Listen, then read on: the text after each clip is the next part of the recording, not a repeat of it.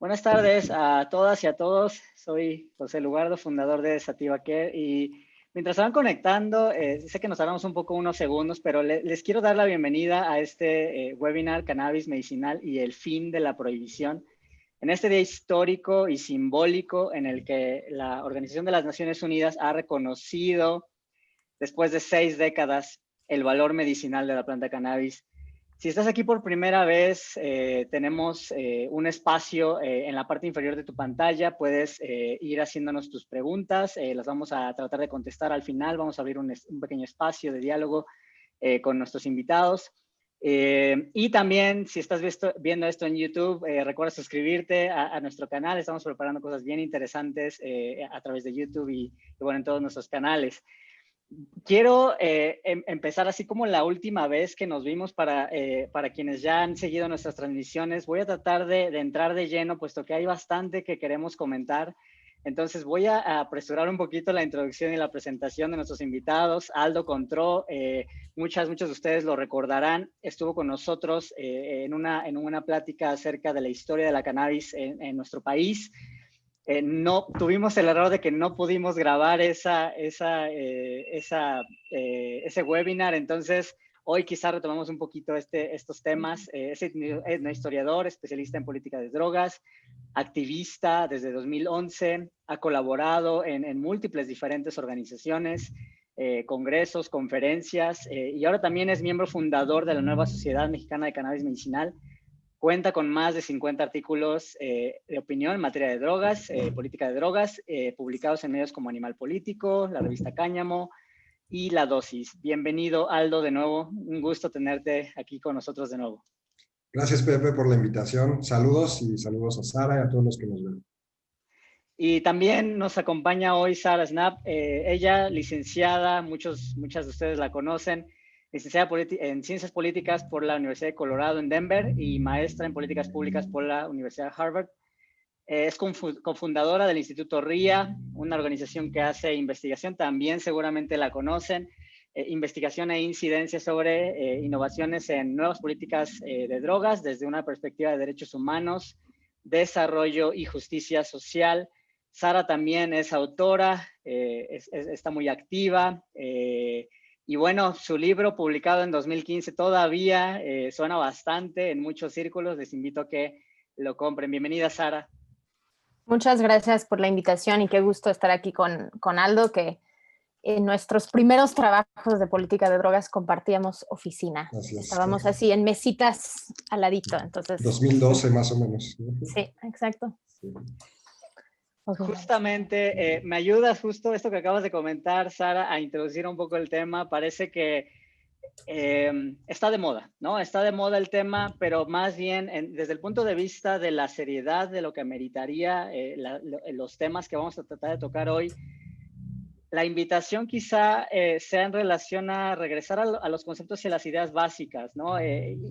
Quería yo empezar el diálogo, creo que ya lo había notado, en relación a una pregunta muy simple que quizá a los profesionales que se acercan hoy, quizá muchos de ellos lo conocen, quizá algunos no tanto, pero Sara, empezamos contigo. ¿Qué es una droga? Pues una droga es algo que impacta nuestro sistema central nervioso y también es, pues, que va desde el café, ¿no? El chocolate tiene también activos que pueden tener diferentes efectos en nuestro cuerpo.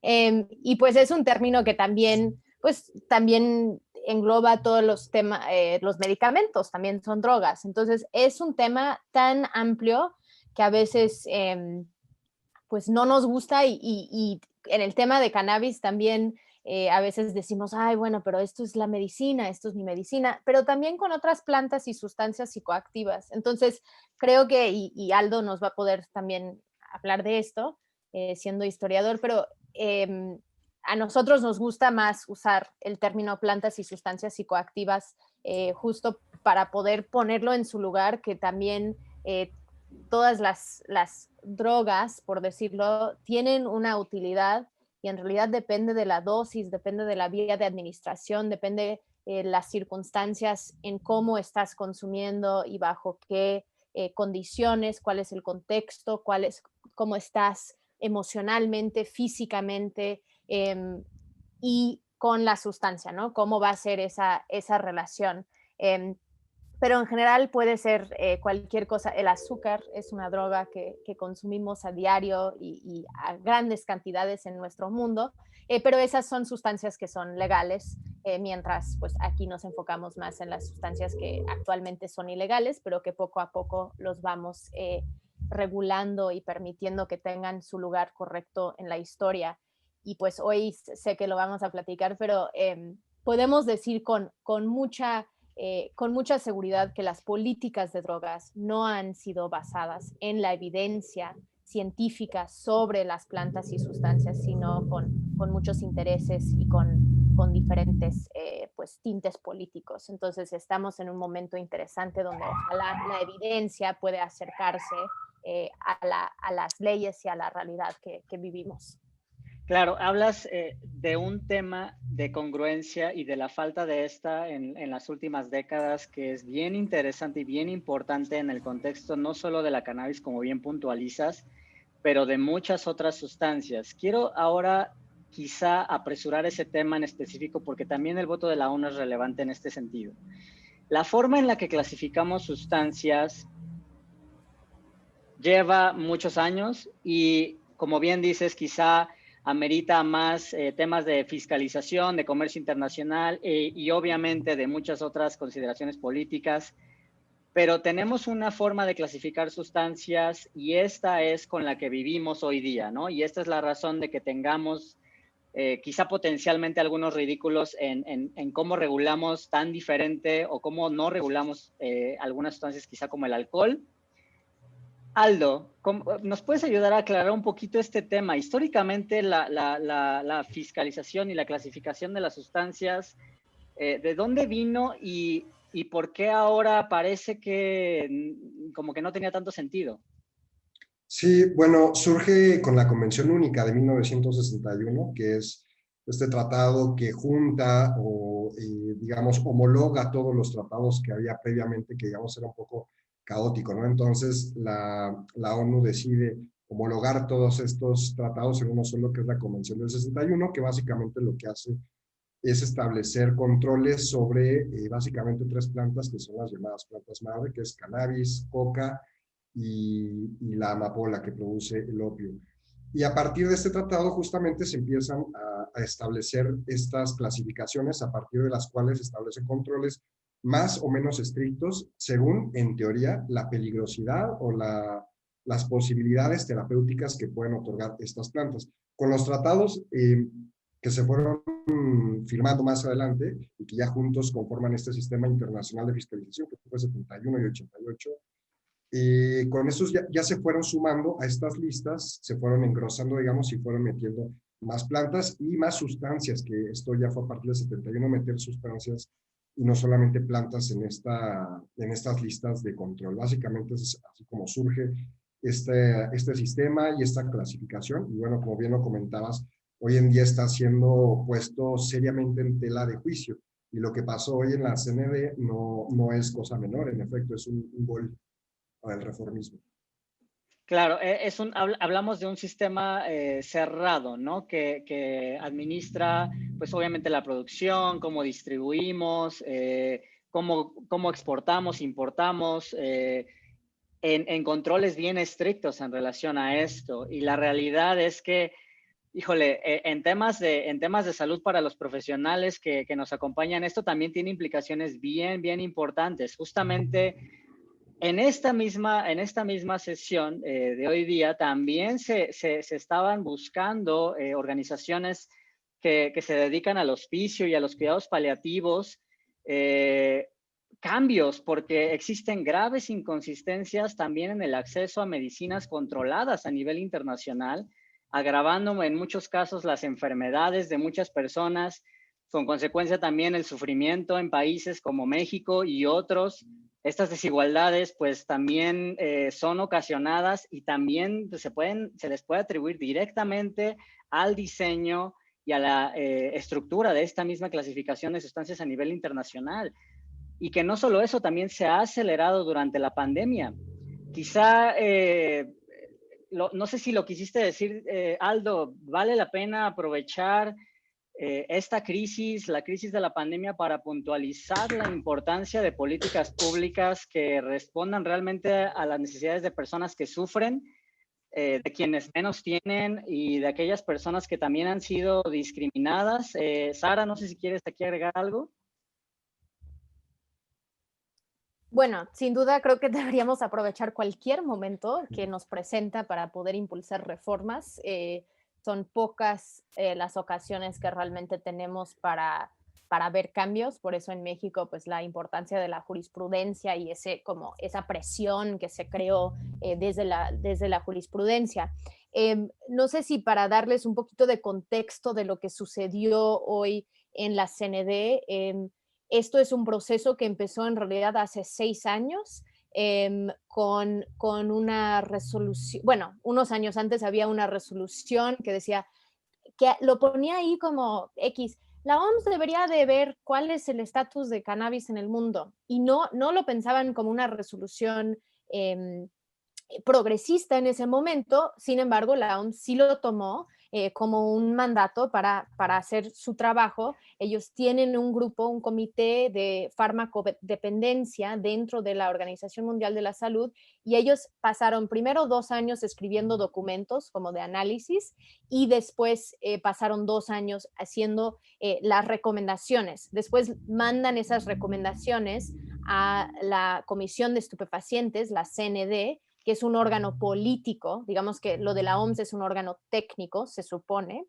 y la CND es un órgano político donde 53 estados miembros tienen pues un lugar, digamos que forman parte de la comisión. No son todos los estados de las Naciones Unidas, sino que son 53, y de ahí esos estados pues tuvieron un voto. En realidad ese voto tendría que haber sucedido el año pasado, en diciembre, en la sesión reconvenida.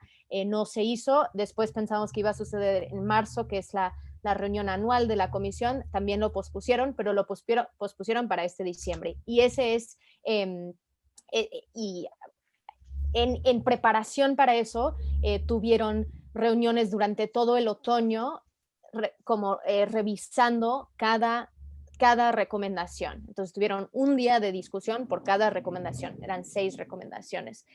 Hay algunas de esas recomendaciones que desde nuestro análisis no se estaban apegados a la evidencia, sino que estaban realmente veíamos la presión de los que quieren mantener la prohibición y el status quo alrededor de la planta de cannabis en el tema medicinal. Porque también es importante reconocer, las convenciones de drogas solo permiten 2 tipos de uso medicinal y uso para investigación. Entonces, cualquier uso que está fuera de eso, digamos que el uso adulto personal, no está contemplado para nada dentro de las convenciones. Entonces, la OMS manda estas recomendaciones. Nosotros, junto con otras organizaciones internacionales, creíamos que las 2 recomendaciones que sí deberían aprobar era el 5.1, que era quitar cannabis y sus resinas de la lista 4, que ahí es una lista que dice que no hay ningún valor terapéutico o escaso valor terapéutico de una sustancia. Entonces lo quitan, lo eliminan de esa lista. Sigue en la lista 1, que sí es una lista de altos niveles de control, junto con la cocaína y la heroína. Entonces en realidad lo deberían haber cambiado a una lista 2 o 3, pero por lo menos en eliminar de la lista donde dice no tiene ningún valor terapéutico, eso implícitamente significa que sí tiene un valor terapéutico.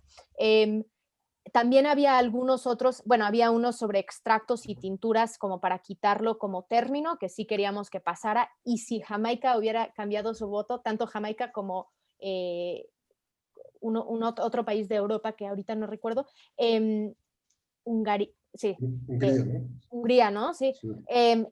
Si ellos 2 no hubieran votado en contra, hubiera pasado ese también. Pero fue votos muy, muy cerrados, ¿no? 27-25.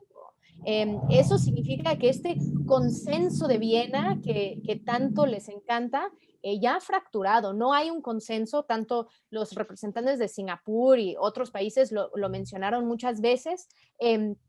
Y había uno que creo que es relevante para nosotros, que era sobre quitar cannabidiol de la fiscalización internacional completo. Digamos que CBD ya no estaría fiscalizado a nivel internacional.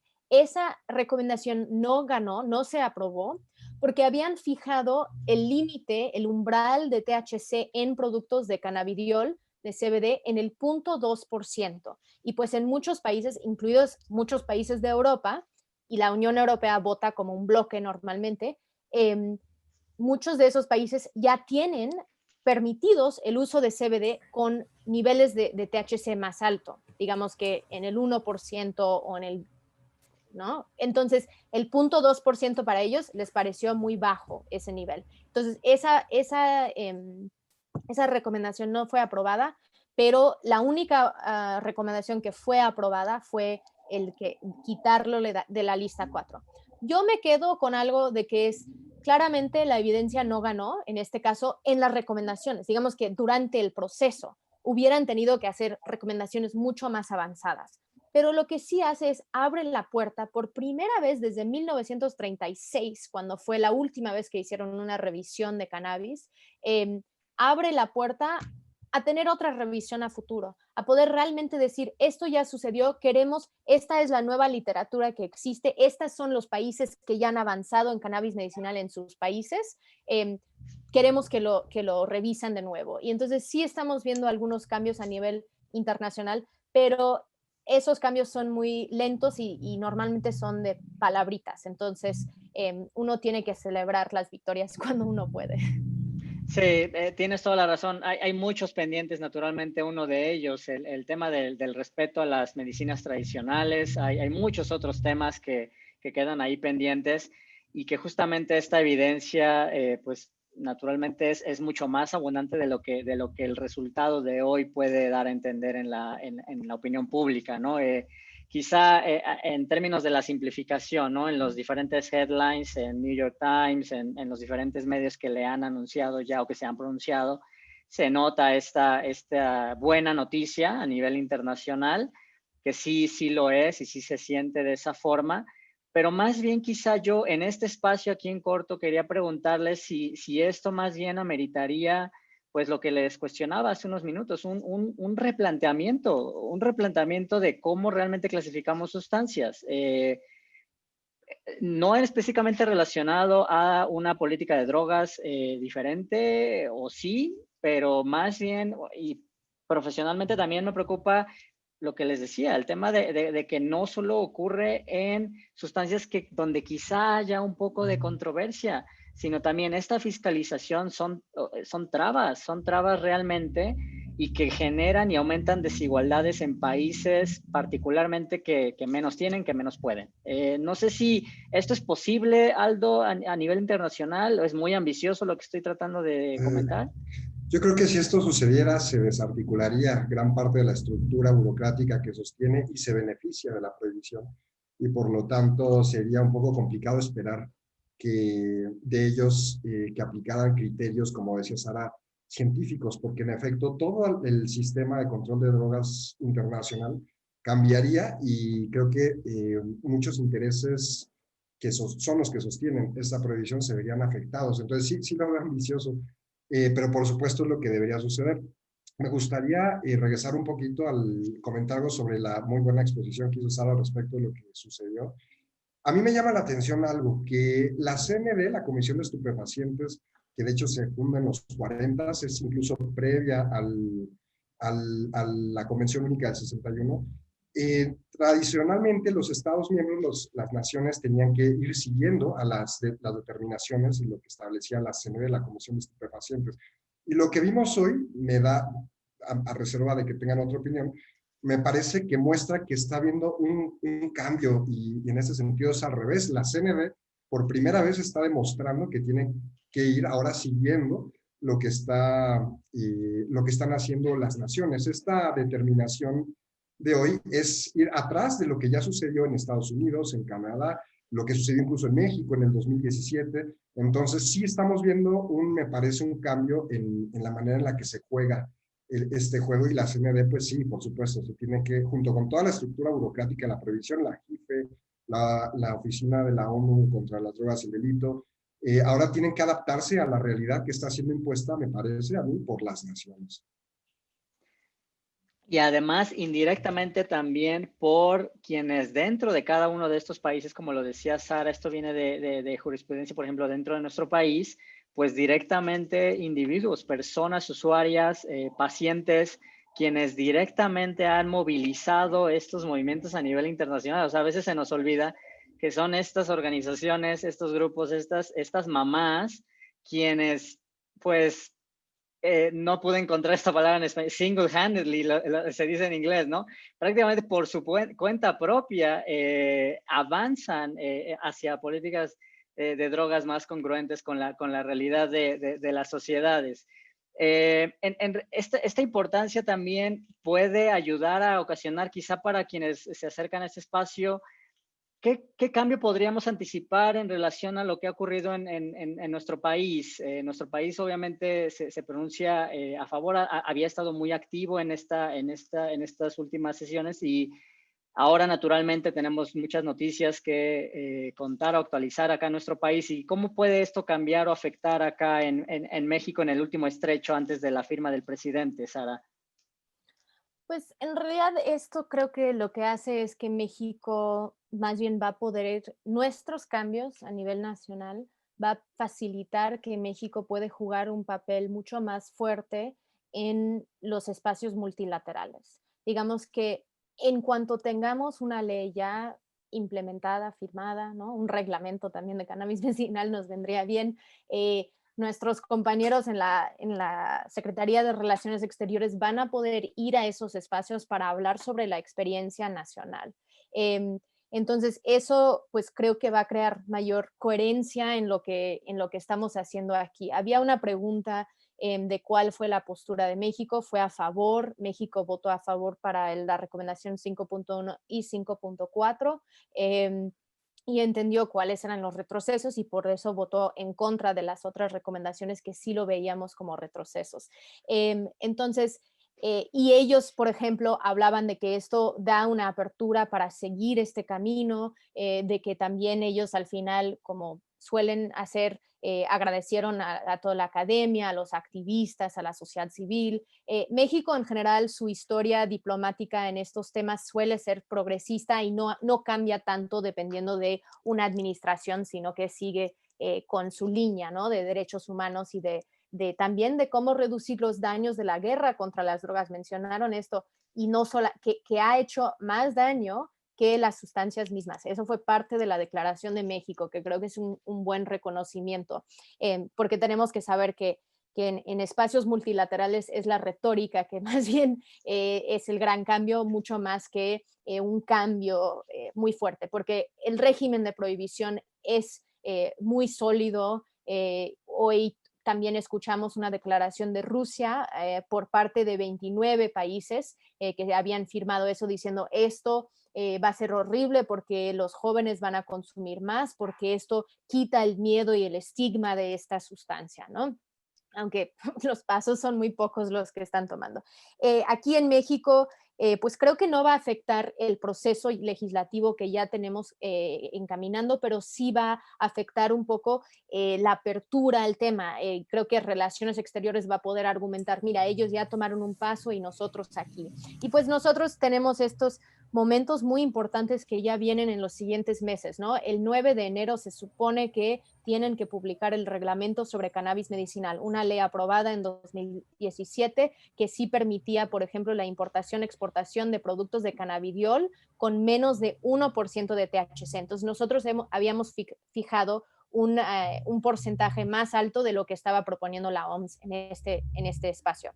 Y pues tenemos ahora y ese va a ser lo medicinal, porque y veremos qué dicen en el reglamento y cómo deciden armonizar la producción para productos medicinales cuando pasen probablemente antes de enero, probablemente la siguiente semana, cuando aprueban la ley de cannabis, bueno, la ley federal de control, de regulación de cannabis para uso adulto, que ahí, por ejemplo, no se contempla nada de lo medicinal, justo porque creo que estaban pensando que esto iba a quedarse en el reglamento, pero que esas si estas dos leyes vayan implementándose, se tienen que armonizar y de ahí ojalá pues sí estaríamos viendo productos con todos los cannabinoides, no nada más con CBD, porque la ley de 2017 sí es una ley tímida, es una ley que estaba apenas justo por la presión de familias y de pacientes, es de que llegamos a tener esa ley y pues ahora por la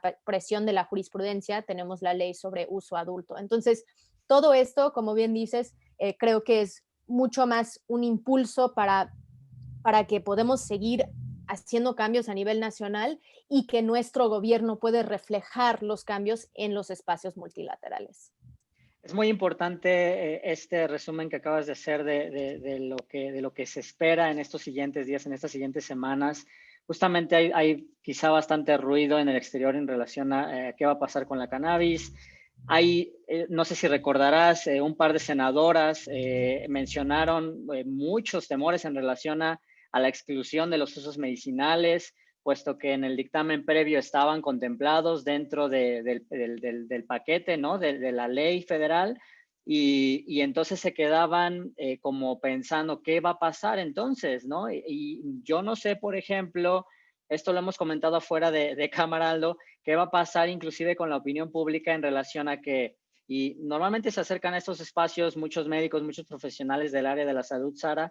Entonces, para estos profesionales también es bien importante entender con qué marco regulatorio vamos a estar jugando, puesto que si hay una salida de la ley federal y como tú nos estás diciendo, el presidente la firma ahorita en los siguientes días, yo no sé si en los medios de comunicación lo vayan a recibir de una forma diferente, puesto que si aprueban el uso adulto antes del medicinal, como lo sabemos, esto es inconsistente como con normativas y con otros países, con los mercados que ha ocurrido en otros países y naturalmente en la implementación de estas reglamentaciones se anticiparía también algún nivel de priorización.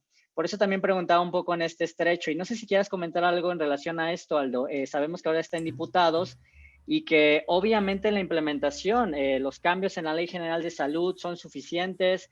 ¿Qué podemos quizá mandar hacia diputados y quizá también en la conformación del instituto? ¿Qué podemos hacer todavía en estos siguientes meses?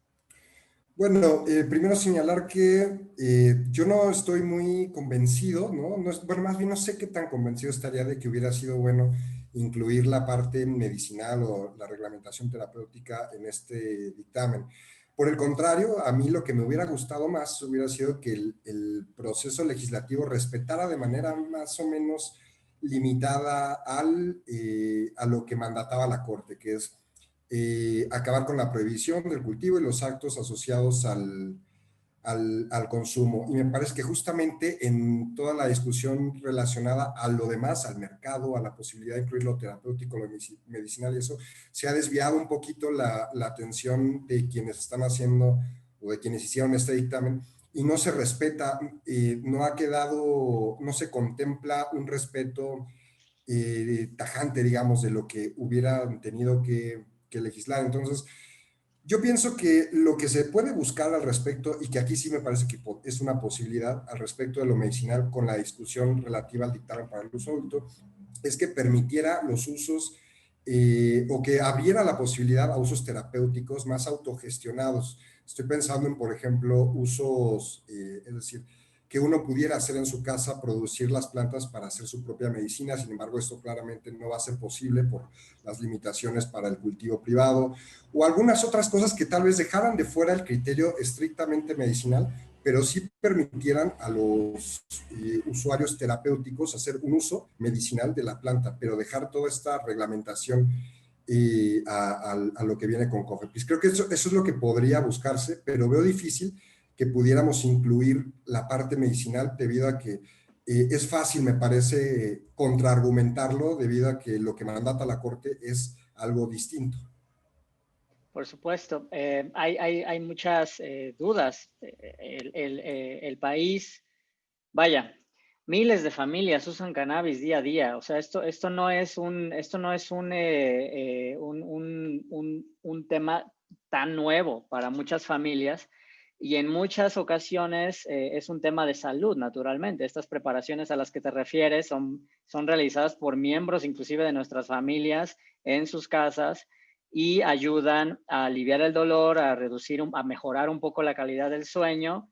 Y obviamente no sé en qué contexto esto no es deseable. Una vez que estás argumentando un fin a la prohibición, la posibilidad a proteger estos saberes tradicionales, a dar continuidad a nuestras medicinas tradicionales. Y otra cosa, ¿Cómo? Sí. Pepe, perdón que te interrumpa, pero justamente estos usos terapéuticos autogestivos, autogestionables, digamos, están fuera de ambas regulaciones, tanto de la medicinal como del dictamen para uso adulto. Entonces, sí queda muy en una zona todavía gris tirando a negro y habría que ocuparse de ello, que seguramente vendrá, esta lucha podrá venir a ser buscada en tribunales o con futuras reformas, ¿no? ¿Cómo podemos entonces quizá proteger, Sara, a las comunidades? Quizá obviamente estamos hablando de que muchas comunidades, muchos pueblos en nuestro país, ahí es donde en muchos casos ocurre el uso tradicional, el uso ancestral de esta y otras plantas. ¿Cómo podemos ayudarles, asistirles en esta protección, en esta lucha que aparentemente la reglamentación no les va a proteger? Pues creo que depende, para su uso tradicional o para que ellos pueden comercializar y participar en un mercado. Sí, Porque son dos preguntas distintas. son dos preguntas distintas, porque nosotros, pues para su uso tradicional, pues yo creo que ellos lo protegen ellos mismos, esas comunidades lo tienen muy claro y muchas de esas comunidades siguen consumiendo y usando estas plantas sagradas sin ningún marco legal, como es el peyote, como es también cannabis, como es la psilocibina. Entonces, creo que no, yo, ellos, tendríamos que ir con ellos para ver qué necesitan para protegerse mejor, en el sentido de si pueden participar en la comercialización ahora con la ley federal, que ya se aprobó en el Senado y que ahora va a Cámara de Diputados. Es de que por lo menos 40% de las licencias de cultivo van a el sector social, definida en la ley agraria como ejidos, propiedades comunales, que son propiedades indígenas, asociaciones cooperativas y comunidades que han tenido sus cultivos erradicados durante la prohibición de la cannabis y además sí dicen propiedades indígenas también o comunidades indígenas. Entonces, por lo menos 40% de las licencias van a esos grupos y hay ciertos artículos donde habla de la preferencia de otorgar cualquier tipo de licencia a esos grupos. Yo creo que nuestro trabajo como sociedad civil y desde el Instituto RIA, desde la Coalición Regulación por la Paz, estaremos impulsando para que se llena lo más rápido posible esas solicitudes a esa 40% de licencias, para que ejidos y todas estas comunidades tengan la oportunidad de pedir una licencia y participar. También hay ciertas restricciones al cultivo cuando estás hablando de cultivo psicoactivo, de cannabis psicoactivo. Entonces es de si vas a cultivar en exteriores 1 hectárea, si vas a cultivar en interiores 1000 metros cuadrados. Y además se habla en la ley sobre acceso a créditos, acceso a bancos, cómo realmente dar la capacitación técnica o el acompañamiento que va a requerir estas comunidades para poder transitar a un mercado legal. Entonces, creo que va a depender mucho de este instituto. Se supone que este instituto tendría que ya estar conformado 6 meses después de la aprobación de la ley, digamos, después de su publicación en el diario oficial. Si se publica durante el mes de diciembre, entonces lo estaríamos viendo en junio o julio del siguiente año. Y pues va a depender mucho de las personas que ponen ahí. Yo creo que ya a estas alturas en México tenemos muchísima capacidad, conocimiento. No es necesario que ellos recurren a personas que no creen en esto, que no creen que esto tiene una utilidad y un beneficio para el país, sino que necesitamos asegurar que hay biólogos, que hay personas personas que pueden ayudar en la agricultura, ingenieros de sistemas, como que ingenieras, que vamos a necesitar llenar ese espacio con personas que realmente creen en esto. Y eso es algo que por eso nosotros sí estábamos impulsando que hubiera un instituto aparte, porque durante estos años nuestras interacciones con la COFEPRIS ha sido de mal a peor y sabemos que ellos no creen en cannabis medicinal. Entonces sí es preocupante que ahora ellos estarán ahí. También sabemos que hay pues, cambios en la Secretaría de Salud que tal vez nos puede beneficiar, pero creo que nuestro trabajo también es importante saber, va a salir un reglamento, va a salir lineamientos conectadas a esta ley federal de regulación de cannabis. Entonces, digamos que la regulación, el reglamento de la ley de cannabis medicinal viene muy tarde, pero el reglamento también ahí va a tener que detallar cómo va a ser la implementación de esa ley. Entonces, y de ahí van a armonizar esos dos reglamentos. Entonces, hay una pregunta aquí, ¿no? De que cómo va a ser la producción, siembra y exportación de la planta, productos medicinales y lúdicos. Para productos medicinales, eso está ahorita en el reglamento y no tenemos mucho conocimiento sobre lo que piensan hacer. Yo esperaría que podrían un poco agrandar lo que decía la ley en 2017. En el sentido del uso adulto, entonces hay licencias, hay 5 tipos de licencias: cultivo, transformación, comercialización, investigación, importación, exportación. No vamos a poder importar o exportar cannabis psicoactivo, está prohibido, pero sí vamos a poder importar, exportar cannabis para uso industrial, el cáñamo, ¿no? Cualquier que tenga menos del 1% de THC. Pero estas 4 tipos de licencias se va a poder solicitar, demostrar con tus papeles que todo está en orden. Si quieres comercializar, esos los van a dar 18 meses después de la aprobación de la ley, entonces nos vamos a tener que esperar un ratito. Y una restricción a la comercialización es que si tú eres una empresa, solo vas a tener 3 puntos de venta por estado, justo para que no sea un Oxxo donde una empresa captura todo, sino que sea como café chiquitito, ¿no? Donde tengo 3 sucursales en la Ciudad de México, 3 sucursales en Jalisco, y etcétera, etcétera. Entonces, sí hay ciertas restricciones que yo veo que va a fomentar microempresas, que va a fomentar que más personas pueden participar en este negocio que va a ser legal y que no va a ser nada más para unas cuantas. Eso es lo que yo busco y creo que nuestro trabajo, porque sí creo que van a aprobar la ley en la Cámara de Diputados en los términos en los que está, aunque vamos a seguir impulsando un cambio en la parte de posesión simple y el delito de posesión simple, pero también sí creo que nuestro trabajo va a ser acompañar, documentar, evaluar, monitorear, impulsar que esto se implementa con una perspectiva de justicia social. Sí, de acuerdo. Hablas Hablas de muchos temas bien importantes sobre los cuales profundizar. Quiero retomar quizá, bueno, más bien puntualizar acerca de quizá lo último que mencionas, el acompañamiento en esta transición. La transición regulatoria es igualmente importante, puesto que naturalmente quizá hay muchas dudas, ¿no? En la población en general. En la población en general hay muchas dudas acerca de bueno, obviamente la aceptación, qué va a pasar en mi comunidad, en mi colonia, muchos temores en relación a el aumento el potencial aumento en el consumo. Sabemos que la evidencia pues no nos marca, ¿no? Que haya, sobre todo en poblaciones jóvenes, este aumento que muchas personas temen, pero también hay cambios, ¿no? En la forma de cómo evaluamos, cómo medimos, ¿no? El consumo de esta sustancia, de la cannabis a lo largo del tiempo, la frecuencia del uso en los diferentes grupos poblacionales.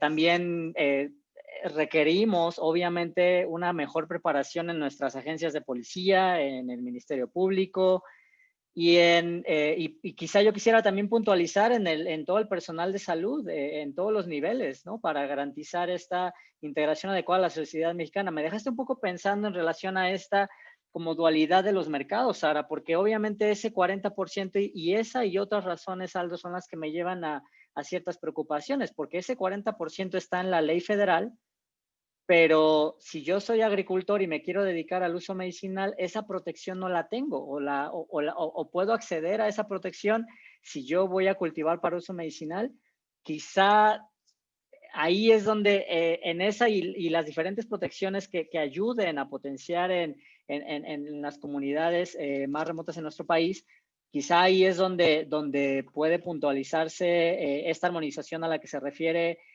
Sara. ¿Cómo ves el rol quizá en la transición, perdóname Aldo, en estos siguientes meses? Hablas ahora un poco de la sociedad civil. ¿Tú cómo ves esta perspectiva y esta opinión en relación a cómo integrar correctamente y cómo hacer que esto rinda cuentas a la sociedad mexicana? Sí, bueno, el simple hecho de que haya una reforma ya es positivo para la sociedad mexicana. Los primeros que vamos a ser beneficiados somos los usuarios, digamos, los usuarios tanto medicinales como no medicinales, ¿no? Y me parece que ahí vemos una primera victoria para todos los que estamos relacionados con la planta.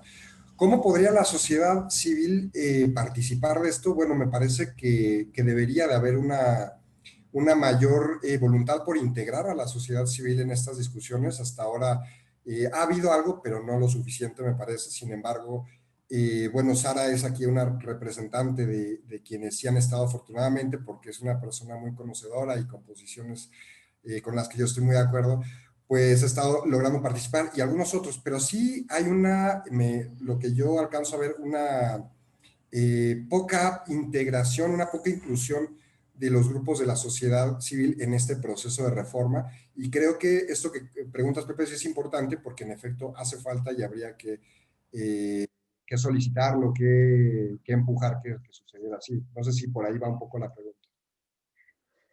Sí, por supuesto. Hay muchas más preguntas en relación a esto y tengo todavía un par de dudas y de cuestionamientos en relación a una correcta transición, porque el tema toca en múltiples dimensiones de la vida.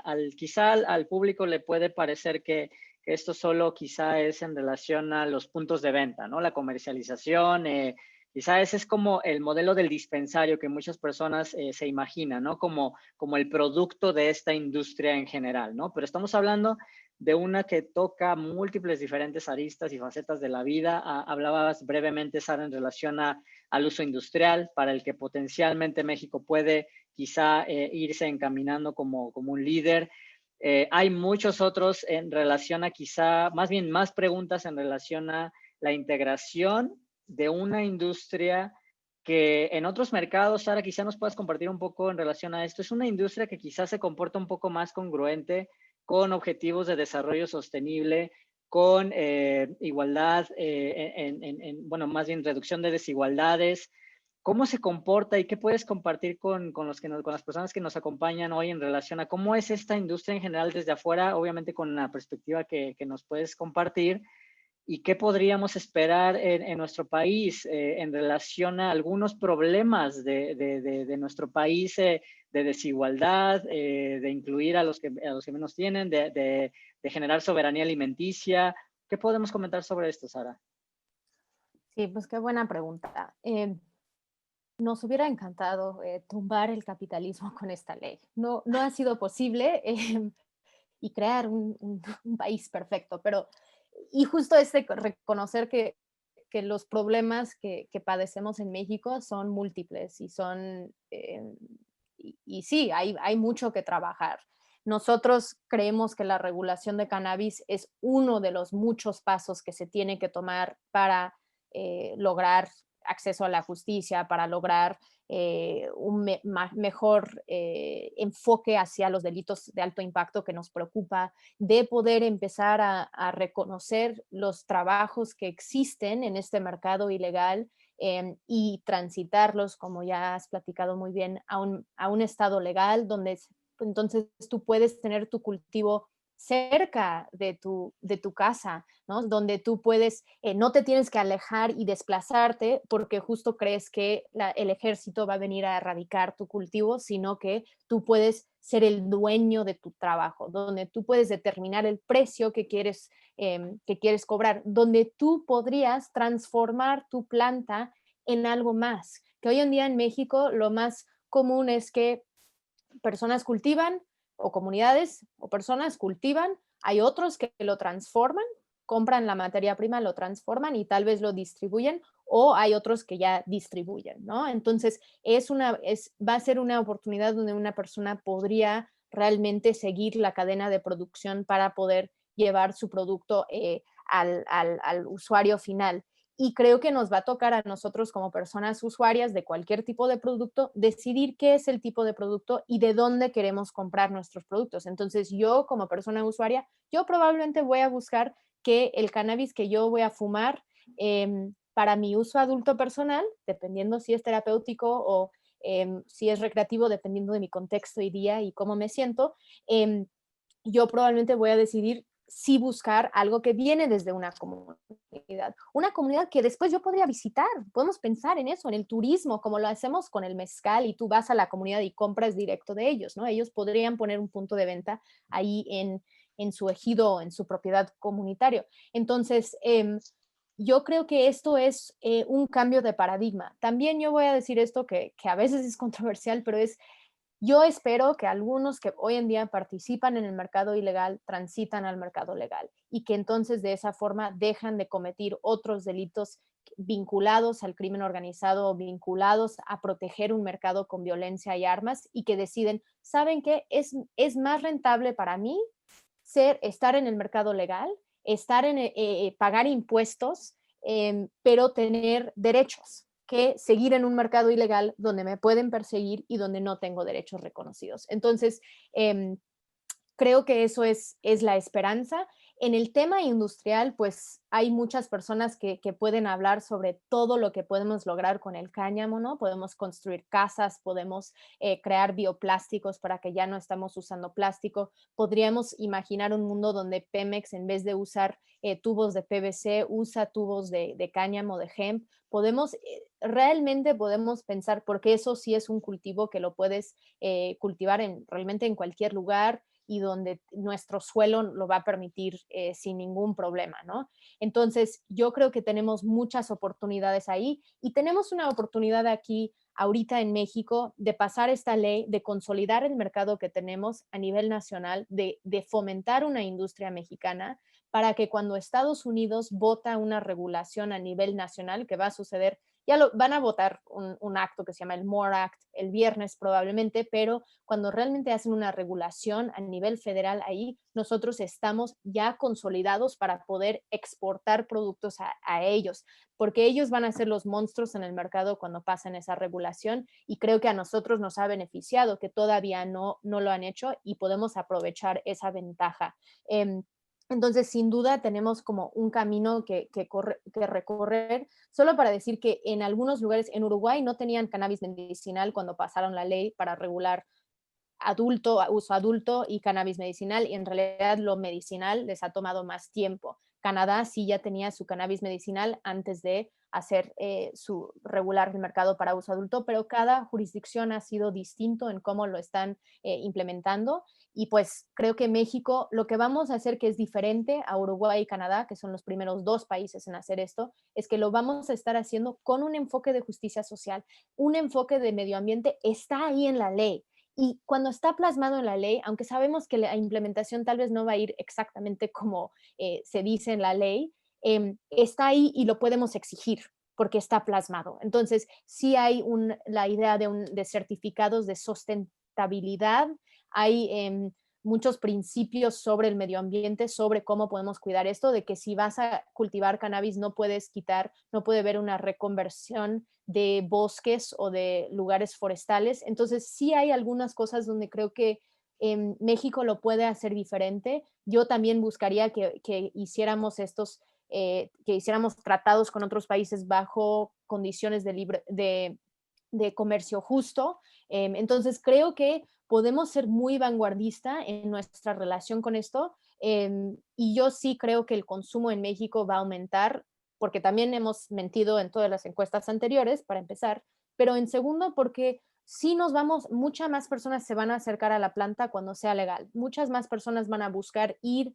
a un lugar a comprar o asociarse en una asociación canábica para cultivar y tener cierto producto, y eso, si no está contemplado, por ejemplo, los derechos de los pacientes en el reglamento que va a salir, ustedes como pacientes o familiares de pacientes sí podrían ir al mercado adulto para conseguir productos porque se va a llenar ese vacío. Ahora, lo de dar a un menor de edad, todavía hay ciertas penas que creemos que es horrible que eso existe, porque sabemos que las madres y familiares que proveen medicina a sus hijos o familiares no lo están haciendo con las mejores intenciones y esperaríamos que hubiera una buena regulación a esos productos para que haya calidad asegurada. Hay una preocupación que acabas de tocar bien fuerte y creo que la acabas de decir literal, que también viene en relación al tema de la exclusión del uso medicinal, que es justamente lo que van a orillar en muchos escenarios algunas familias, a que como no tenemos quizá la voluntad política de COFEPRIS y de otras autoridades a realmente centrar en el paciente, en el usuario, en la usuaria, las políticas públicas que estamos trazando, si no tienen ese sentido, si las políticas públicas no sirven al end user, a la persona que va a aprovechar de todo esto que estamos hablando, nada sirve, nada en realidad sirve su propósito. Entonces, naturalmente, la lucha por el derecho humano, naturalmente por el acceso en términos de las medicinas y de los productos medicinales, como se les conoce a nivel internacional, es central en todo esto. Y otro punto que tocas también, Sara, que me gusta mucho retomar también en relación a la congruencia, puesto que en la construcción del mercado, si fomentamos y tenemos la participación en todos los niveles, no solo de lo que dice de la ley, pero ayudamos a participar para personas que a veces se integran a estas conversaciones quizá con un interés comercial que es válido, con un interés de generar algún tipo de conocimiento, es válido, de innovación. Si estas soluciones que vayamos a ir generando chocan o no son congruentes con la producción local, con la necesidad de los pacientes, con las diferentes enfermedades que más apremian a nivel local, esto realmente pues va a generar una serie de incongruencias a lo largo del tiempo. Entonces, en nuestra interacción y en la construcción de las políticas en Norteamérica, también vale la pena, en mi opinión, puntualizar que México tiene un potencial, como dices, para un mercado nacional, pero donde también podemos quizá empujar un poquito más el tema de la salud, el tema del bienestar. Lo hemos visto en otros mercados. Digo, ya ahora ya me incluyo por el tema de que ya es una comunidad, ¿no? A nivel internacional, una reducción en el consumo de opioides, benzodiazepinas, productos de libre venta para conciliar el sueño y sobre todo en el consumo del alcohol y naturalmente en los accidentes y en los daños que han ocasionado el consumo de alcohol en muchas de las familias. ¿Qué podemos mencionar sobre estas formas, Aldo, quizá ahora regresando contigo, de integrarse de abstraer una política pública, pero no solo desde el punto de vista regulatorio, pero ahora ya también, como lo dice Sara, es del consumidor, demandar qué tipos de productos, de esta participación ya más activa, puesto que ahora ya es más una responsabilidad, ¿no? Ya del activismo, quizá un poquito dedicarle un rato también ahora ya a la acción tangible específica en relación a la producción y la participación, ¿no? De estas actividades. Sí, sí, bueno, regresar un poquito a lo que comentabas de que estas regulaciones, estas reformas no ponen en el centro los intereses del público para quien se deberían estar estableciendo estas nuevas leyes, pacientes y usuarios. Y bueno, me parece que es lógico debido a que recordemos que el Congreso está legislando todo esto, no porque quieran beneficiar, sino porque están obligados por el Poder Judicial hacerlo. Entonces me parece que esto le pone una especie de condicionamiento a las reformas que están estableciendo. Entonces, lo están haciendo un poco de manera obligada y esto se ve reflejado en la normatividad que estamos viendo, tanto en lo medicinal como en lo no medicinal, porque si bien la reforma de lo medicinal no se dio a través de una jurisprudencia, recordemos que fue la respuesta del entonces presidente Peña Nieto al primer amparo que se dio a partir de los cuales se conformaron la jurisprudencia, que fue el del 2015 al Grupo Smart, Y esto puso mucha presión a Peña Nieto, que un poquito después fue a la sesión especial de la Asamblea General de las Naciones Unidas en el 2017. No quería ir, a pesar de que México era uno de los países convocantes, y de hecho creo que el principal, el primer discurso fue el de Peña Nieto. Y entonces la presión que había por el contexto relacionado tanto al amparo que se había dado apenas a Grace en el 2015 y el amparo de la Suprema Corte al Grupo Smart para cultivo y uso personal, pues la respuesta fue esta, ¿no? Fue una propuesta de reforma de ley que presentó Peña Nieto en el 2016, se aprobó en el 2017. La propuesta originalmente contemplaba también cuestiones relacionadas al uso personal, no solo médico y científico, ya que proponía que subir el umbral de posesión de 5 a 28 gramos, me parece, no me acuerdo si 25 o 28, algo así. Y lo más importante, proponía algo que no se ha hecho hasta ahora, incluso con propuestas más complejas y más barrocas, y el mismo dictamen que está por discutirse en el Senado, incluía o proponía eliminar la posesión como un delito, cosa que fue excluida en las discusiones dentro del Senado, incluso por el mismo partido. Y a lo que voy es que tanto la reforma medicinal como la reforma para uso adulto, ambas son respuestas legislativas de tanto el Ejecutivo como el Congreso a presiones que llegaron tanto de la sociedad civil como del Poder Judicial, que, digamos, la sociedad civil a través del Poder Judicial fue que tuvo estas victorias. Hablo de los amparos, los primeros, y bueno, los que se fueron dando después para conformar la jurisprudencia. Entonces me parece que esto es lo que da la génesis de la reforma canábica en México, que si bien tal vez no es la que nos hubiera gustado todavía, sí se han conseguido cosas. Y bueno, sobre esto quería subrayar bastante. Ahora también hay otra cosa que se comentó y que me gustaría profundizar sobre este tema, que Sara lo dice muy bien, lo del aumento del consumo. Yo también creo que es posible, y natural incluso, ¿no?, que sea un aumento en el consumo. Pero me parece que es muy importante que nosotros acá desde el lado favorable, desde quienes defendemos la reforma, es una tarea muy importante desconcentrar la discusión en este punto. No es importante si el consumo aumenta o disminuye, sino que el consumo problemático no aumente. Este es el tema principal. Y sobre eso me parece que hay que poner mucha atención. Cuando se discuta sobre si aumenta o no aumenta el consumo, esto es irrelevante. En realidad lo que nos tiene que importar es el consumo problemático. Y la evidencia hasta ahora nos dice claramente que la prohibición promueve los usos problemáticos de cannabis y otras drogas. Tienes toda la razón, Y yo nada Aldo. más agregando a eso, perdón, que ya vamos a hablar del contexto, es de que en las jurisdicciones donde han regulado, tanto Canadá como Colorado y los otros 14 estados en Estados Unidos, más Washington, D.C., pero principalmente los datos de Colorado y Washington, demuestra que en personas jóvenes, digamos, personas menores de edad, el consumo no aumentó con una regulación. Donde aumentó es personas mayores de 45 años. Esto es importante. Y en Canadá fue como los más mayores, así 55 y arriba. Y esto es importante porque son las personas que te importa la legalidad.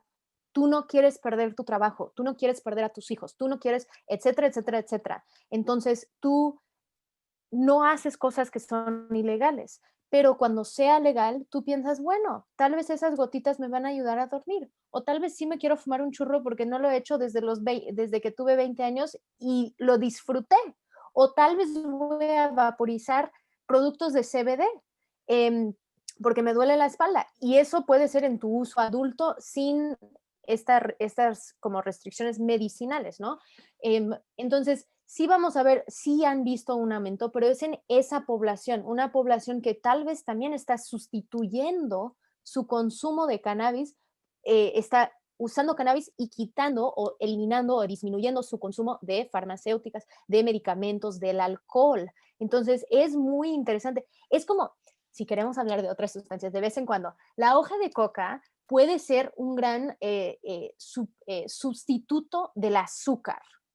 Y piensan que no se ha avanzado en la investigación sobre la hoja de coca como sustituto del azúcar, justo porque la industria del azúcar no quiere que tengamos esa investigación. Entonces, hay muchas cosas donde vamos a ver sustitución de usos que pueden ser un tema de reducción de daños en nuestro propio consumo de...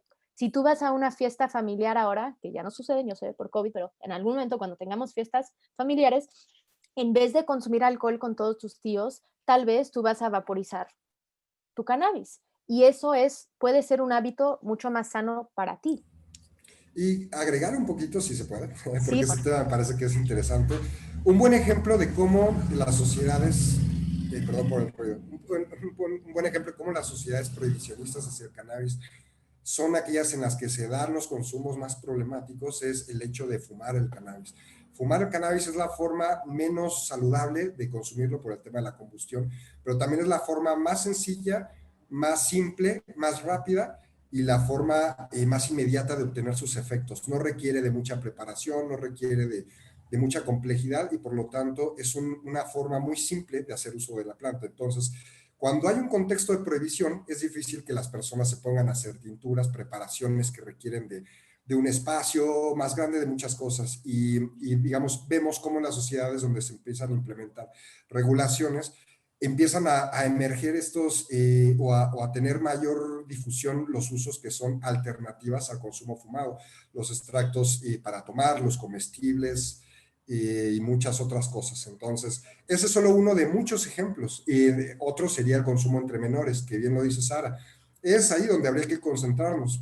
Y por supuesto que una regulación no va a impedir el acceso a los menores, pero sí seguramente la puede reducir, como sucede con el alcohol y con el tabaco, ¿no? Y esto es lo que sucede en contextos de prohibición, pues para una persona que vende marihuana es lo mismo venderle a un menor o a un mayor de edad, y en un contexto de regulación no es lo mismo, ¿no? Una persona que tiene una tienda, digamos, es difícil que quiera venderle un cigarro a un menor de edad o unas cervezas porque sabe que se puede exponer a una multa de 80,000 pesos o más. Sucede, pero hay cierta restricción que no existe en un contexto de prohibición. Entonces, esto como para poner en contexto de cómo la prohibición promueve los usos problemáticos y sería al revés, reformando, ¿no? Sí, el consumo problemático es el clave y justo retomando el tema que acaba de puntualizar Sara, sí, se está empezando a ver que no solo en los mercados o en los programas medicinales, en los programas de uso adulto, pues son las personas mayores, mayores a 60 años, quizá en algunos casos quienes más o donde más se está incrementando este tipo de consumo, acercándose quizá a lo que una percepción, en su percepción puede ser una nueva alternativa, ¿no? Para mejorar su salud, para mejorar su calidad de vida, conciliar el sueño, reducir un poquito el dolor, las reumas, y eso como no es deseable. Por eso retomaba el tema de a veces quizá con el público en general, con nuestras familias, nuestras amistades, estos temas inclusive son como más reales. A mí me llama mucho más la atención estos temas porque de frente es tocar ese tema de los temores. Tocando el tema que acabas de puntualizar, yo me voy a atrever aquí a decir que desde que empezó a sonar este tema un poquito ya más, de que ya viene la ley, yo estoy, inclusive me llega, no sé si a ustedes y a quienes se nos acercan, por ahí si lo quieren comentar en el chat, más apertura, inclusive de personas que tú dirías, oye, esto no, y yo estoy muy seguro que la opinión pública igual ya, una vez que tenemos esta transición, como destape, es como quitar el curita, y ya después quizá podemos empezar, que ahora sí voy a tratar de empezar a quizá en el último punto que quería tocar con ustedes hoy, que les agradezco mucho, a sanar, a sanar, a transicionar hacia una mejor sociedad, con más paz, con un poquito más igualdad o con un poquito menos desigualdad y con obviamente más salud. Sara, quizá a manera de empezar a concluir, un mensaje de paz y de cómo ayudar, cómo esta nueva área en nuestro país puede ayudar a nuestro país en esta reconciliación. Sí, qué buenas palabras estás escogiendo, ¿no? Yo creo que reconciliación es algo que vamos a necesitar mucho en este país, porque hay mucho dolor, hay mucho trauma que ya han vivido demasiadas personas. Para mí, yo creo que en una regulación tanto de cannabis medicinal como cannabis para uso adulto, el actor principal que busco influenciar es el Estado.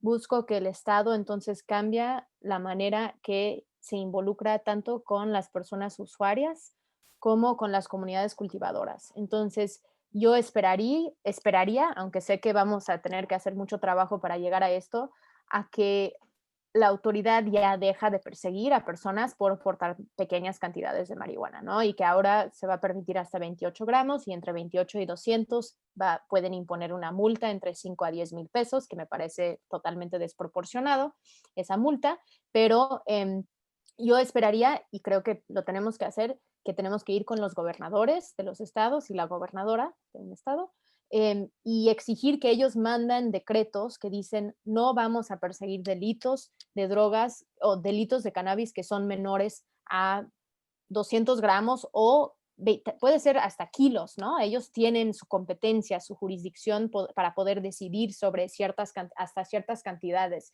Y eso es donde entonces es de que ya dejemos de perseguir a personas usuarias, dejemos de criminalizar a personas en la calle por cómo se ven, por cómo están vestidos, porque están en la vía pública, dejemos de criminalizar esa población. Y por otro lado, en las comunidades cultivadoras, pues dejemos de llegar para erradicar cultivos, sino llegar como instituto, como autoridad para decir, oye, ¿qué necesitan para pedir tu licencia para cultivar legalmente? ¿Cuál es la seguridad que ustedes requieren? ¿Cuál es la capacidad técnica, ¿no? Que creo que tenemos una buena calidad de cannabis en México y sí es transformar algunos de nuestros procesos, pero en general creo que estamos a la altura de este reto y yo espero que entonces que el Estado cambie su comportamiento porque sí podemos cambiar cómo han ejercido violencia hacia comunidades y personas usuarias. Entonces, eso es mi esperanza y por eso yo sí veo la política de drogas como uno de los pasos en la construcción de paz si lo hacemos con un enfoque de justicia social, si lo hacemos con estas dos poblaciones en mente, para que realmente podamos implementar una ley que tenga el impacto social que queremos, porque en México creo que ya estamos todos hartos, estamos cansados, hemos normalizado niveles de violencia que son inaceptables y como familiares viven con mucho miedo de que pueden entrar a tu casa o que van a oler algo, entonces realmente tenemos que cambiar para que el Estado sea algo que nos da confianza y con quien podemos depender y no algo que está generando violencia hacia nosotros. Entonces, eso es mi mensaje de paz y ojalá lo podemos lograr si todos estamos empujando juntos. Y qué gusto estar aquí y ver la respuesta de las personas que nos están escuchando, porque sí creo que son espacios muy valiosos y que se siente que este movimiento es tan grande cuando lo comparas de hace unos 5 o 10 años. Es impresionante cómo hemos transformado este cambio cultural que estamos generando, además del cambio político que estamos viendo. Muy de acuerdo, hay mucho que dices y la normalización de la violencia.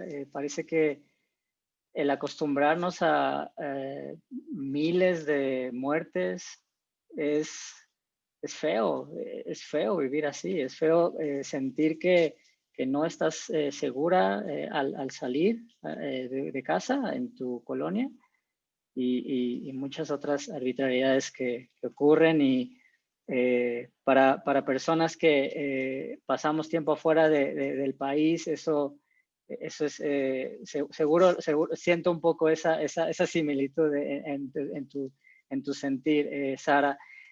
Al empezar a concluir, les agradecemos bastante el acercarse y quiero tomar este espacio quizá para un par de las preguntas que se han ido acercando. Voy a tratar de contestar quizá las que no hemos tratado o las que no pudimos tocar a lo largo del diálogo en este momento. Parece que nos preguntan un poco en relación a las cooperativas.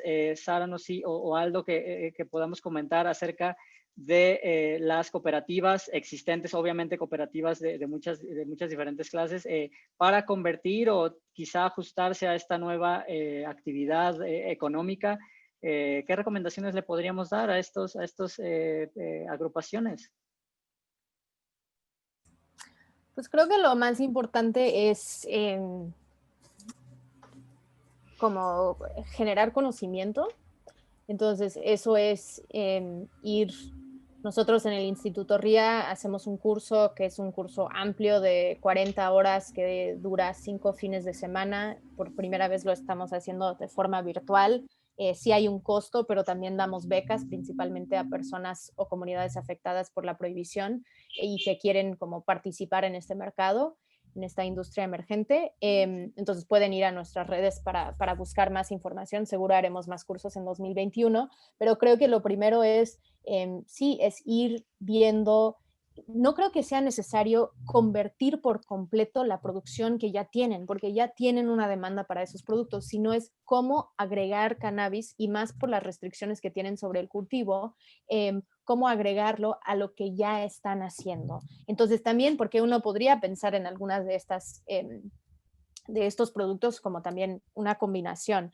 Entonces yo sí creo que si quieres como en lo personal, pues buscar tener una plantita, cuidarla, cultivarla, ver cómo te va, ver cómo te funciona en tu clima. Yo así vivo en Veracruz, es muy húmedo, entonces es acostumbrarte a cómo funciona todos tus, dependiendo si lo estás haciendo interior o exterior, ir conociendo cuál va a ser la regulación y cómo te va a afectar. Y sí, la idea es que los primeros beneficiados serán las cooperativas, serán las sociedades cooperativas, serán los ejidos, pero eso vamos a necesitar, y me pueden contactar en mis redes o en donde sea.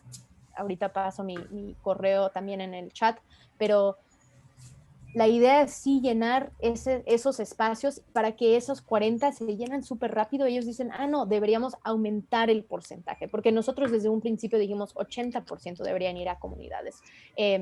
Pero creo que no es de que tienes que cambiar todo lo que ya sabes, sino cómo lo puedes ir integrando a tu conocimiento. Sí ver videos sobre la planta, sí ver videos sobre el cultivo, la transformación, los usos, acudir a estos webinars donde podemos aprender en conjunto sobre los múltiples usos, tanto industriales, medicinales y también para uso adulto, porque eso es lo que te va a dar como una ventaja, es un conocimiento y una idea de cómo lo harías en tu clima y en tu contexto, sí, de tu lugar.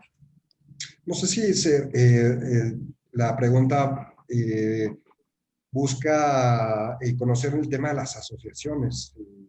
Es que ellos dijeron cooperativas rurales, pero después hay una parte, hay preguntas había una pregunta sobre los colectivos, las asociaciones, que sí son dos. Me parece que es un tema también esto de las asociaciones, ¿no, Sara? Que sí, también quedan muy controladas y con límites bastante cortitos, y que es un tema en el que seguramente habrá que trabajar mucho para seguir pues haciendo modificaciones, ¿no? O sea, porque son hasta 20, entre 2 y 20 asociados. Esto es un número muy pequeño y dificultaría mucho que pudieran sostenerse, porque entre estos 20 la capacidad, digamos, que habría sería limitada porque el número es limitado. Entonces, si por ahí va la pregunta, creo que eso podría ser algo que les interese saber. Pepe, me gustaría hacer algún comentario sobre el tema de la paz, que preguntaba sobre cómo puede esto contribuir a formar paz. Y yo estoy muy de acuerdo con Sara, digo, a lo mejor no tengo mucho más que agregar, pero sí quisiera subrayar esta parte de que en efecto es una pieza, ¿no? Para construir algo que se requiere se requería de mucho trabajo y trabajar en muchos sentidos, desde muchas trincheras y muchos temas, para construir una paz muy maltrecha, particularmente en nuestro país, como muchos otros de la región, pienso en Colombia, en Guatemala, etcétera. Pero donde sí podemos encontrar que habría un proceso de paz ya per se es recordemos el tema del libre desarrollo de la personalidad. Si estamos garantizando, bueno, si estamos facilitando el derecho al libre desarrollo de la personalidad, ya por definición estamos contribuyendo a la construcción de paz, particularmente de los usuarios. Yo creo que muchas veces cuando se habla de todos los conflictos relacionados a la política de drogas, particularmente las políticas punitivas, de manera lógica, muchas veces la inercia nos lleva a ver todo el desastre sucedido de manera generalizada. Sin embargo, hay un grupo poblacional muy agredido desde hace mucho tiempo por estas políticas, que es el de los usuarios. Y pensar en la paz de los usuarios es importante. Y eso sí es un grupo en donde podríamos encontrar un beneficio, ¿no? Y no es menor. Lo digo porque muchas veces suele manejarse la idea de que la regulación de las drogas es para acabar o para minar al crimen organizado y demás, que en efecto son grupos que se nutrieron durante mucho tiempo de los beneficios que les otorgó la prohibición, de poder aprovecharse de un mercado que estaba marginado, ¿no?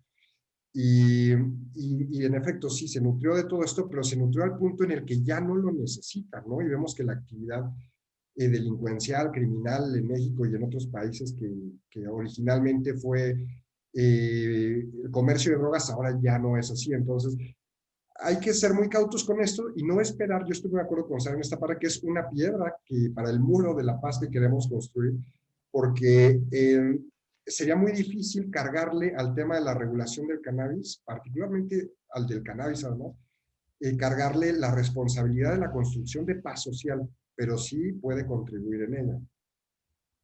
Sí, creo que puntualizas en esa distinción bien importante, a veces inclusive quizá en el ánimo, ¿no? de ser positivo, podemos caer un poco en esos temas, ¿no? Donde estás impulsando, estás tratando de ayudar a avanzar el diálogo y sí es importante que quienes nos acompañan, que de repente puedan conformar sus asociaciones, sus cultivos, sus organizaciones médicas, sí comprendamos que hay un cierto nivel de responsabilidad en la integración, en la comunicación de los diferentes mensajes, que utilicemos la evidencia o la última evidencia que podamos presentar a la sociedad mexicana. Y la vara, para mí en muchos casos no es tan difícil, es obviamente la del sentido común y la del diálogo con nuestras familias, porque pues ahí todavía tenemos estos estigmas y en muchos casos luchar a lo que hablábamos, este propio estigma personal, ¿no? Antes de entrar a esta conversación, a veces un poco luchar con también sirve para ir y comunicar correctamente algunas de estas ideas. Les agradecemos mucho sus preguntas. Parece que unas en relación a la transición a la legalidad, Sara lo puntualiza perfectamente, el tema del instituto hay que esperar, hay que tener un poco de paciencia, quizá el día de la firma un poco de celebración, pero hay que tener muchísima mesura y paciencia en los siguientes meses. Y quisiera tal vez empezar a concluir algún último mensaje, Sara, para quienes te acompañan. Sé que están trabajando en el curso bueno, les solicitamos para quienes se quieran acercar. No sé si todavía está abierto, pero algún último mensaje, Sara, para quienes se integraron hoy. Sí, pues muchas gracias. Sí, desafortunadamente sí cerramos los cursos para tener un grupo que realmente puede compartir y tener buenas interacciones. Empezamos la semana pasada, pero sí estaremos haciendo más en enero y probablemente también como todo ahora, pues híbrido, virtual, presencial, si es posible. Pues nada más para decir que, bueno, voy a intentar responder las preguntas en las preguntas y respuestas que todavía me faltan, pero pues creo que esto es un gran momento para estar viviendo esta historia. Sí estamos viendo avances. Esto es una lucha de décadas que pues Aldo y yo creo que nos encontramos en un momento cuando apenas estaba arrancando como realmente estos cambios y eso pues es muy impresionante poder ver y es gracias a la lucha que muchos de ustedes también han participado. Si nos ven desde otros estados, creo que es una gran oportunidad para hacer educación en sus comunidades, para hablar de estos temas, para compartir en la mesa familiar lo que uno está aprendiendo y el conocimiento que estamos adquiriendo, porque eso es lo que va a hacer el cambio, ¿no? Realmente, esto es lo que va a quitar el estigma, es de que lo vayamos platicando, que nos podemos ubicar, que compartimos esa información. Y pues muchas gracias a Sativa Care por la invitación, porque lo disfruté mucho y pues siempre es un gusto también estar aquí con Aldo, aunque no nos podemos ver y abrazar como nos encantaría. Y pues que sí, nos pueden seguir, ahorita puse ya lo de las redes o la página del Instituto RIA y pues muy bienvenidos porque sí, siempre queremos que estos espacios sean accesibles y nosotros pues con estos cursos la idea siempre era cómo podemos crear una industria mexicana que tenga un enfoque de justicia social en sus prácticas empresariales, que eso es como lo que creo que muchos de nosotros queremos. Muchas gracias, Pepe. Gracias, Sara. Aldo, ¿algún último mensaje? Sí, bueno, yo me imagino que muchos de los que nos están viendo son usuarios y me interesa mucho darle este mensaje a ellos. Digo, si bien la reforma canábica representa un beneficio social generalizado para todos los pacientes y usuarios, ¿no? El tema de los usuarios me parece importante, particularmente los que tienen o tenemos más tiempo de hacerlo. Yo creo que muchos de los que nos ven durante una etapa de su historia como usuarios no se imaginaron, que me incluyo yo en ese grupo, que íbamos a vivir lo que estamos viviendo. Estamos abiertamente viviendo la legalización de la marihuana y México va a ser, parece ser, el tercer país en el mundo que lo va a realizar, curiosamente los tres en el mismo continente. Y me parece que no es cosa menor debido a que en México, si bien lo comentábamos, la prohibición del cannabis junto con otras empiezan en el 61 a nivel mundial, en México tenemos 100 años, este año me parece que en marzo cumplimos 100 años de prohibición de cannabis.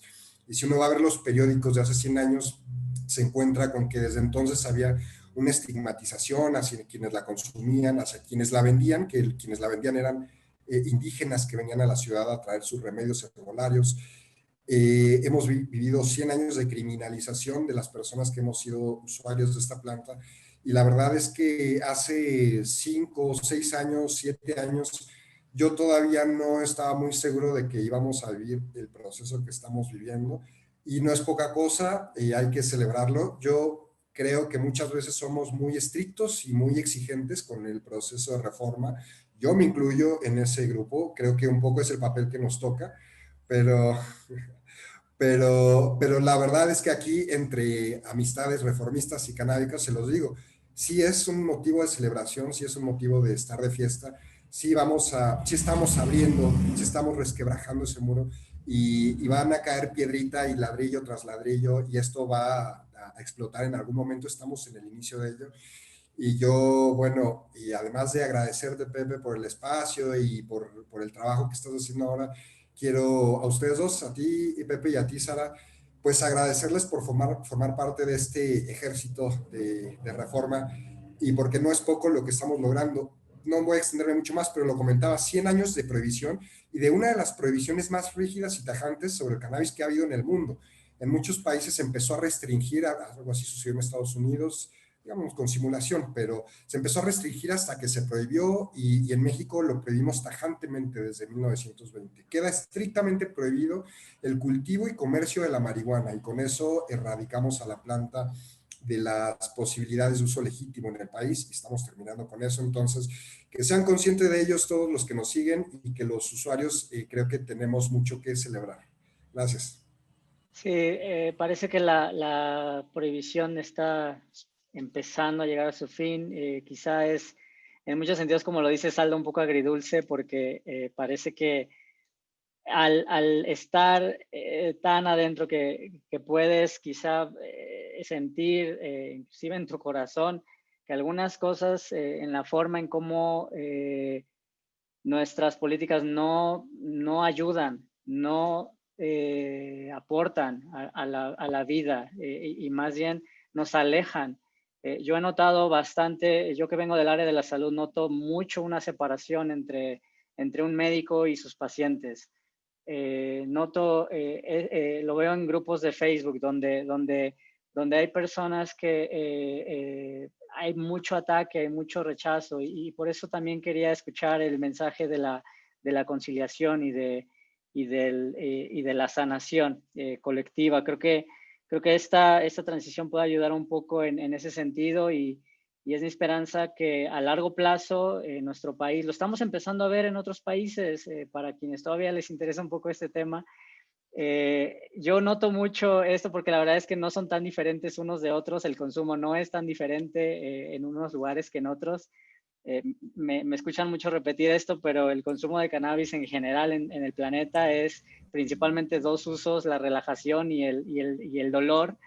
Y eso para mí no es otra cosa que salud. Entonces, creo que ya nada más estoy divagando. Entonces, quiero agradecer esta oportunidad a ti, Sara, a ti, Aldo, y en particular a quienes siguen luchando en este tema.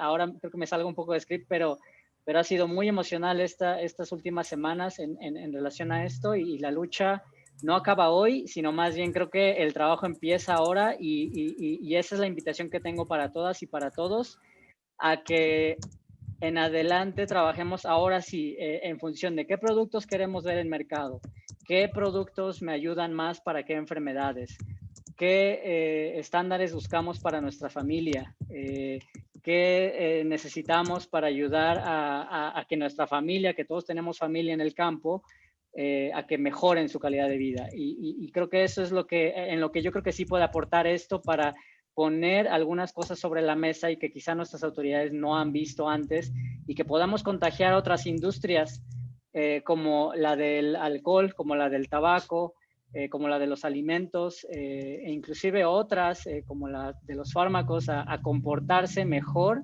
y a darle a la gente lo que realmente ayude a la sociedad. Les agradezco muchísimo. Sé que dejé un poco ahí las preguntas.